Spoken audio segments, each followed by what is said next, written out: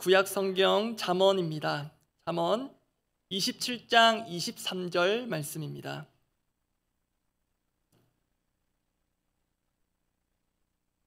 잠언은 구약 성경 시편 뒤에 있고요. 제가 가진 성경 페이지 수로는 942페이지쯤에 있습니다.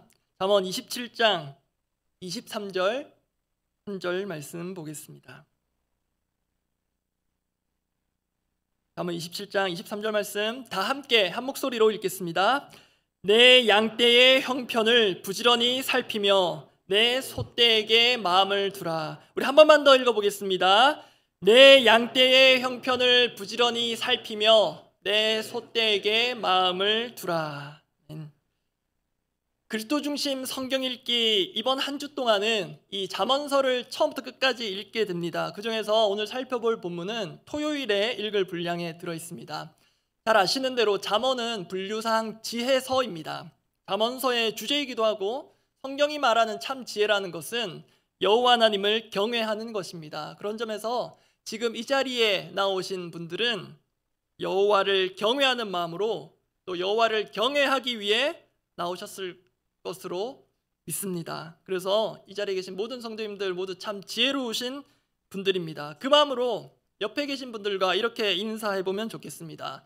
참 지혜로우십니다. 네, 참 지혜로우십니다.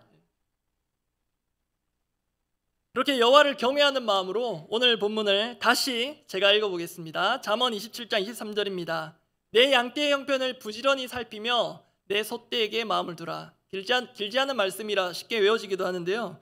혹시 여기 계신 성도님들 중에 집에서 양이나 소를 실제로 키우고 계신 분 있으십니까? 제가 알기로는 우리 성도님들 중에서 부모님들, 양가 부모님 중에서는 목축업에 종사하시는 분이 계시는 것으로 알고는 있습니다. 이 실제 잠언이 기록될 당시나 또 그 이전 또 그 이후에도 이스라엘은 기본적으로 목축을 기본으로 하는 사회였습니다. 그래서 오늘 본문인 잠언 27장 23절 말씀은 1차적으로는 그런 양이나 소 같은 가축을 기르는 자에게 근면성실할 것을 권면하는 말씀입니다. 그런데 이 말씀을 단순히 부지런하게 가축을 돌보라 라는 정도로만 받을 수는 없습니다. 일단 제가 이 본문을 그렇게 받지를 않았습니다. 저희가 그리스도 중심 성경 읽기가 시작되면서 수요기도의 본문을 그리스도 중심 성경 읽기 그 주 읽을 분량 가운데서 정해서 말씀 나누고 있는데요. 그래서 제가 주님께 기도로 여쭈면서 어떤 말씀을 이 잠언서 말씀 가운데 성도님들과 나눌까요? 기도하면서 지난주 수요일에 잠언 전체를 제가 한 자리에서 다 읽었습니다. 그렇게 읽어가면서 특별히 눈과 마음에 들어온 구절들이 있었는데요. 그 중에서 주님께서 이 말씀으로 이 구절로 하실 말씀이 있으시다는 확신이 든 것이 오늘 본문입니다. 내 양떼의 형편을 부지런히 살피며 내 소떼에게 마음을 두라. 성경에서 하나님과 우리 믿는 자들의 관계를 여러 이미지로 보여주고 있는데요. 그중 대표적인 것이 바로 양과 목자입니다. 여호와는 나의 목자고 우리는 그분의 양입니다. 그리고 이를 우리가 속한 이 교회 공동체로 조금 더 구체적으로 적용해 보면 일반적으로 우리 성도님들을 양에 비유합니다. 그리고 그 양들을 돌보는 리더들을 목자에 비유합니다. 실제로 신약 성경에 목사라고 번역되어 있는 헬라어 원어의 본뜻은 목자입니다. 그래서 성경적으로 목자의 역할을 하는 사람 중에 저와 같은 목회자는 당연히 들어가고요. 다락방에서 보면 또 누가 될까요? 네, 우리 순장님들. 그리고 주일학교로 보자면 교사. 또 있겠습니까? 교회에서? 제가 볼 때 4주간 세 가족을 섬기시는 바나바 분들은 제가 이름하여 기간제 목자다 이렇게 하면 어떨까 싶었습니다. 그리고 우리 각 가정도 우리 주님이 주인 되시는 하나의 교회라고 할 수 있기 때문에 가정에서 부모 역시 자녀를 돌보는 목자라고 할 수 있겠습니다. 그리고 특히 요즘은 할아버지 할머니 없이는 육아가 어렵습니다. 역할이 크신데요. 할아버지 할머니도 목자하십니다. 그렇게 이런 목자들이 다양한 목자들이 양을 돌보는 것을 교회적인 용어로 목양이라고 합니다. 그러면 여러분 그런 목자 같은 분들의 목양을 받는 양들은 언제까지나 양이기만 하겠습니까? 저는 우리 공동체를 이렇게 두 부류로 구분할 수 있다고 봅니다. 목자의 역할을 하고 계신 분, 그리고 앞으로 싫긴 하겠지만 목자의 역할을 하게 되실 분. 여러분, 교회는 목회자만으로 세워지지 않습니다. 목회자의 마음을 잘 아는 성도님들이 필요합니다. 다락방도 마찬가지입니다. 순장의 마음을 잘 아는 그런 순장 같은 순원분들이 필요합니다. 그렇게 목자로 준비되는 양들이 있어야 교회가 건강하게 세워져 갈 것입니다. 그런 점에서 지금 이미 영혼의 목자로서 목양 사역을 잘 감당하고 계신 분들은 물론이고요, 앞으로 그런 사람으로 주님께서 빚어가기를 원하시는 그런 모든 분들에게 주시는 말씀이 오늘 본문일 수 있습니다. 내 양떼의 형편을 부지런히 살피며 내 소떼에게 마음을 두라. 앞서도 말씀드렸지만 먼저는 제게 주신 말씀입니다. 그래서 제가 받은 말씀, 깨달음, 은혜들을 나누는 마음으로 이 말씀을 살펴보고 함께 기도하고자 합니다. 양의 냄새가 나는 목자, 오늘 설교 제목이기도 한데요, 양의 냄새가 나는 목자, 그 첫 번째는 양의 얼굴을 알다입니다. 양의 냄새가 나는 목자, 첫 번째, 그런 목자는 양의 얼굴을 압니다. 또 알기 위해 노력합니다. 오늘 설교 제목이기도 한 이 양의 냄새가 나는 목자, 이것은 제가 신학대학원 다닐 때 한 교수님의 가르침에 착안한 것입니다. 그 교수님께서 말씀하신 본래 의도를 조금 더 담아서 말하자면 목자에게는 양의 냄새가 나야 한다는 것입니다. 이게 무슨 의미인지는 오늘 말씀을 살펴보면 명확해질 수 있습니다. 오늘 본문의 앞부분을 주목하여서 다시 봅니다. 제가 읽어드리겠습니다. 잠언 27장 23절입니다. 내 양떼의 형편을 부지런히 살피며 내 소떼에게 마음을 두라. 여기서 앞부분에 형편이라고 번역된 히브리 원어의 뜻은, 본뜻은 얼굴입니다.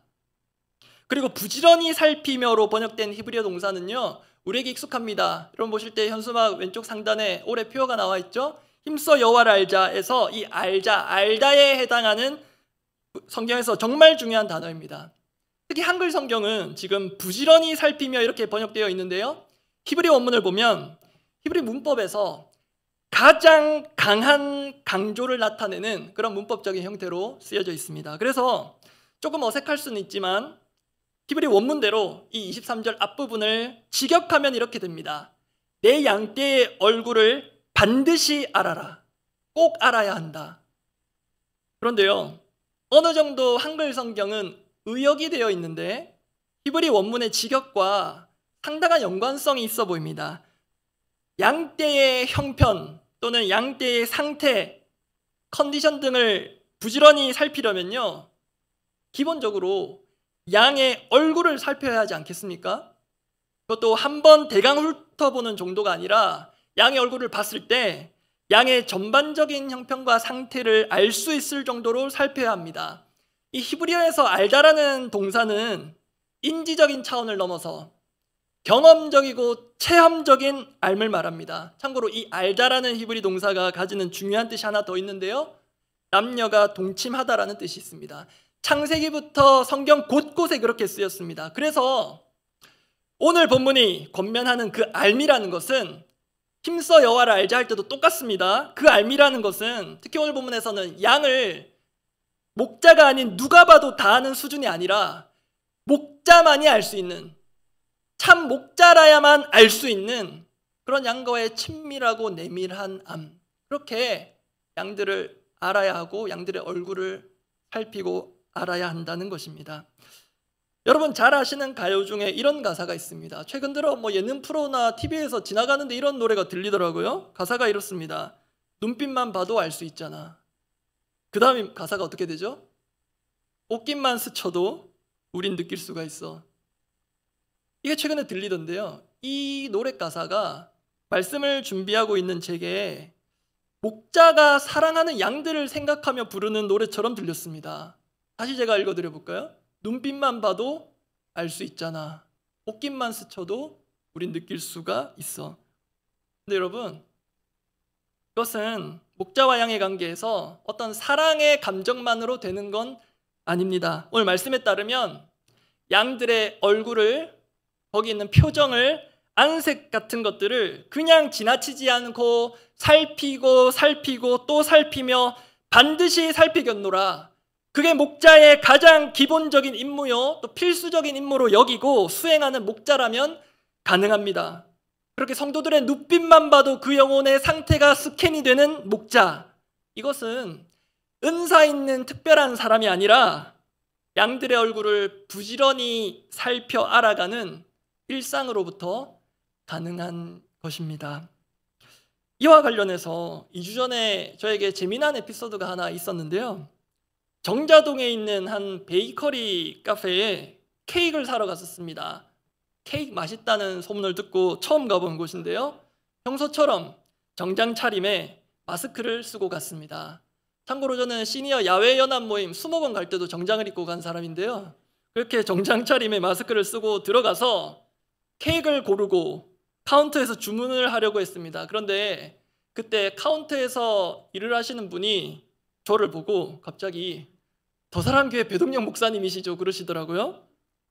제가 반가웠겠습니까? 당황스러웠겠습니까? 저도 마스크를 쓰고 있었다 말씀드렸고 그분도 카운터에서 마스크를 쓰고 일을 하고 계셨거든요.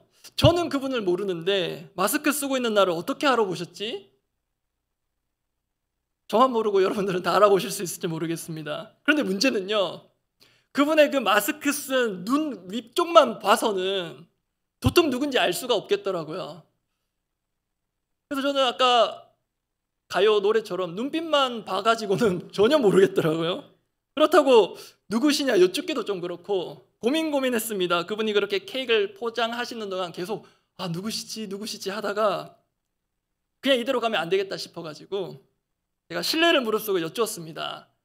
만약에 이분이 최근에 오신 새가족이어서 지금 이제 새가족 강의 중이신 분이라면 제가 모를 수도 있겠다 싶어서 혹시 지금 새가족 강의 중이세요? 여쭤니까요. 이분 하시는 말씀이 저 3월에 새가족 수료했습니다 그러시더라고요. 더 죄송스러웠습니다. 근데 이상하게 오기가 생기더라고요. 이왕 죄송하게 된 거 더 죄송하자 싶어서 이렇게 여쭙습니다. 대놓고 성함을 여쭙습니다. 혹시 성함이 어떻게 되시죠? 그래서 충격이요. 그분이 성함을 말씀하셨는데 성함을 듣고도 누군지 모르겠더라고요. 그렇게 죄송한 마음을 가득 담고 케이크를 받아서 계산하고 매장 나와서 얼른 휴대폰으로 교인 주소록을 검색해 봤습니다. 검색해 보니 그제야 알겠더라고요. 그때도 드는 생각이 이왕 죄송할 거 마스크도 한번 벗어보시라 할 걸 그랬나. 그래서 그 죄송한 마음을 담아서 장문의 문자를 보내드렸습니다. 다음에 교회에서 뵙게 되면 그땐 꼭 제가 먼저 반갑게 인사를 드리겠습니다. 그렇게 하고 나서요, 지난주 금요일에 딱 그분이 다락방 모임차 교회에 오셨거든요. 제가 그때 통화하고 있었는데 그때는 인사를 제대로 못 드리고 딱 다락방 모임 하는데 녹화하고 들어가서 찾아뵙고 90도로 인사드렸습니다. 여러분, 양들의 형편을, 얼굴을 평소에 부지런히 살피지 않으면 이렇게 된다는 뜻에서 예를 하나 들어드렸습니다. 사실 그 성도님도 괜찮다 하셨고요. 아마 다른 성도님들도 목사님이 새가족부 담당도 아니시고 이 많은 성도님들 중에 모르는 분이 있을 수 있지 하실지 모르겠습니다. 그런데 저 스스로에게 충격을 먹은 건요, 그분이 마스크 쓴 얼굴을 못 알아본 것 때문이 아니라 성도님의 성함을 듣고도 그런 분이 우리에게 계셨는지 얼른 알아채지 못한다는 것입니다. 여러분 혹시 그거 압니까? 지난주일 주보에도 있었고요. 저희가 새가족 교육 강의가 4주 진행하는데 그 4주가 끝나면 그 다음 달 첫 주 주일 주보 광고에 그 새가족 수료하신 분 명단을 실습니다. 그래서 지난 6월 1일 주보에도 5월 새가족 강의를 수료하신 분들의 명단이 있습니다. 아까 제가 처음에 못 알아뵀던 분이 3월에 수료 등록하셨다고 했잖아요. 그러면은 4월 첫째 주일 주보에 그분 명단 가운데 이름이 있어야 해서 제가 찾아봤습니다. 4월 6일 주보 광고 4번 새가족 수료자 명단 속에 그분의 성함이 없기를 바라면서 봤는데 있었습니다. 제가 그때 그걸 못 봤을까요? 참고로 저희 교육자들은 토요일 주보 작업할 때부터 봅니다. 제가 아마 보고도 주의 깊게 보지 못했던 것 같습니다. 게다가 그 광고에 나중에 기억나시면 4월 6일 주보 광고를 한번 찾아보시기 바랍니다. 그 광고에 수료자 명단 위에 한 줄 문구가 있는데 이렇습니다. 새가족으로 등록하신 분들이 교회에 잘 적응할 수 있도록 성도님들의 기도 부탁드립니다. 내가 이분들이 교회에 잘 적응할 수 있도록 한 분 한 분의 이름을 올려드리며 기도했다면 내가 그분의 성함을 들었을 때 얼굴은 못 알아보더라도 적어도 그분의 존재는 알 수 있지 않았을까? 그게 두고두고 죄송하더라고요. 그런데요, 그 베이커리 매장에서 마스크 쓰신 그 성도님을 저는 한 번에 못 알아봤지만 아마도 이분이라면 또 이런 분들이라면 바로 알아보시고 먼저 인사하시지 않았을까 하는 분들 생각이 났습니다. 대표적인 분이 그분의 순장님이시지 않겠습니까? 그리고 그분을 4주간 섬긴 바나바분, 또 새가족 부장님, 담임 목사님, 전도사님 등등 있을 겁니다. 저에게 있어서는 얼굴도 못 알아보고 주부에 있는 성함을 보고도 스쳐 지나가는 정도의 존재셨지만 최소 4주간 또 그 이상 얼굴 보며 교제하고 위에서 기도하고 그렇게 양들의 얼굴을 살피고 형편을 부지런히 살피고 기도하며 섬긴 목자 같은 분이라면 마스크 정도가 아니라 복면을 써도 알아보시지 않았을까? 사실 우리가 교회에서도 다락방에서도 서로가 일주일에 한 번 잠시 보는 사이가 많습니다. 그렇긴 하지만 그 중에서도 참 목자 같은 분들은 양이 때로 아무 말 하지 않아도 그 눈빛과 표정, 안색, 풍기는 느낌만으로도 그분의 일주일간의 삶의 형편이 어느 정도 감지가 됩니다. 어떨 때는요, 자 이제 우리 기도 제목 나눕시다. 그 기도 제목을 듣기 전에 듣지 않아도 그분을 위해 지금 어떤 기도가 필요한지 알게 되기도 합니다. 그게요, 어떤 분은 하늘로부터 내려지는 신비한 능력으로 가능할 수도 있지만 저를 포함한 우리 대다수는 평소 양들의 얼굴을, 양들의 형편을 부지런히 살피는 것이 쌓이고 쌓여서 그의 일상과 삶이 될 때 가능할 것입니다. 그 사람에게는 분명 양의 냄새가 날 것입니다. 두 번째입니다. 양의 냄새가 나는 목자 두 번째, 양에게 마음을 두다입니다. 첫 번째는 양의 얼굴을 알다였고요. 두 번째는 양에게 마음을 두다. 참고로 오늘 본문에는 내 소떼에게 마음을 두라 뒷부분이 이렇게 나오는데요. 이 소떼와 양떼는 서로 교환해서 쓸 수 있는 단어입니다. 그래서 양에게 마음을 두다 이렇게 정리했습니다. 여러분, 마음을 둔다는 것은 우리네 한글 표현으로도 익숙합니다. 오늘 보면 23절 뒷부분인데요. 히브리 원문을 직역해도 한글 번역과 똑같습니다. 다 같이 한번 읽어보겠습니다. 내 양떼의 형편을 부지런히 살피며 내 소떼에게 마음을 두라. 이 마음을 두라. 사실 우리는요, 지금 내가 하고 있는 일이 내가 마음을 두고 하는지 마음은 없는데 해야 하기 때문에 하는지 아주 모르진 않습니다. 그렇지 않습니까? 각자의 경험을 돌아보시기 바랍니다. 내가 지금 하고 있는 이 일에 내가 지금 마음을 쏟고 담고 있는가? 마음은 없는데 해야 하기 때문에 하고 있는가? 그리고요, 나 자신뿐만 아니라 다른 사람이 하는 걸 봐도 알 수 있습니다. 아, 저 사람이 지금 마음을 담아서 하고 있구나. 마음이 조금 떴구나. 마음 없이 하는지 어렵지 않게 알아볼 수 있습니다. 왜냐하면요, 말로 아무리 그럴싸하게 포장해도 마음이 있는지 없는지가 느껴지고 또 나타나기 때문입니다. 여러분, 식당에 가면 손님을 대하는 직원들의 서비스가 확연히 다를 때가 있습니다. 저희 시니어의 사업의 달인이라 하실 분이 계신데요, 그 시니어 성도님이 지혜에 따르면 그게 언제 차이가 나느냐, 식당에 주인이 있고 없을 때. 맞는 말이죠, 그죠? 그리고 실제로 주인이 직접 손님을 대하는 것과 알바생이 대하는 것에도 확실히 차이가 납니다. 물 한 컵 건네는 것도 뭔가 다릅니다. 이유가 뭘까? 앞서 말한 것과 같은 맥락입니다. 한 사람에게는 그 가게가 내 가게고 또 내 일인데요, 또 다른 사람에게는 딴 사람의 가게, 딴 사람의 일이 될 수 있기 때문입니다. 그런데 여러분, 이 점은 오늘 본문에서도 확인됩니다. 제가 오늘 보면 다시 읽어드립니다. 다음은 27절 23절입니다. 강조할 부분은 앞부분에 있습니다. 내 양떼의 형편을 부지런히 살피며 내 소떼에게 마음을 두라. 여기서 여러분, 너무 쉬운 질문입니다. 양떼, 소떼는 누구의 것입니까? 내 양떼라고 하죠, 내 소떼라고 하죠. 주인이 양떼와 소떼의 마음을 둘 수 있고 또 마땅히 그래야 하는 거는 그게 지금 남의 양떼, 누구 어느 집의 소떼가 아니라 자신의 양떼, 소떼이기 때문입니다. 그런데 여러분, 이게 당연한 말 같지만요, 우리가 맡겨진 양떼, 소떼 같은 분들, 또 그런 것들에서 마음이 떠나는 것을 느낄 때마다 정말 새기고 새겨야 할 말씀입니다. 다르게 말하면 여러분, 우리에게는 건강한 주인의식이 필요합니다. 실제로는 우리에게 맡겨진 영혼들이 내 것이 아닌 하나님의 것입니다. 그렇지만 실제적으로는 마치 그것이 자신의 것인 것처럼 그런 건강한 주인의식과 책임감을 가져야 가능한 것이 목양입니다. 양을 돌보는 것.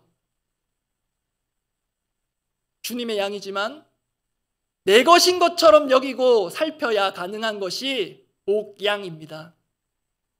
반대로 여러분, 양들에게 마음을 두지 않는 목자는 이런 건강한 주인의식이 결여되어 있을 가능성이 매우 높습니다. 이 점은 자신을 선한 목자라 하신 예수님께서 그렇지 않은 이들의 특징을 말씀하실 때 선명하게 확인됩니다. 신약성경 요한복음 10장 12절 말씀인데요, 제가 읽어드립니다.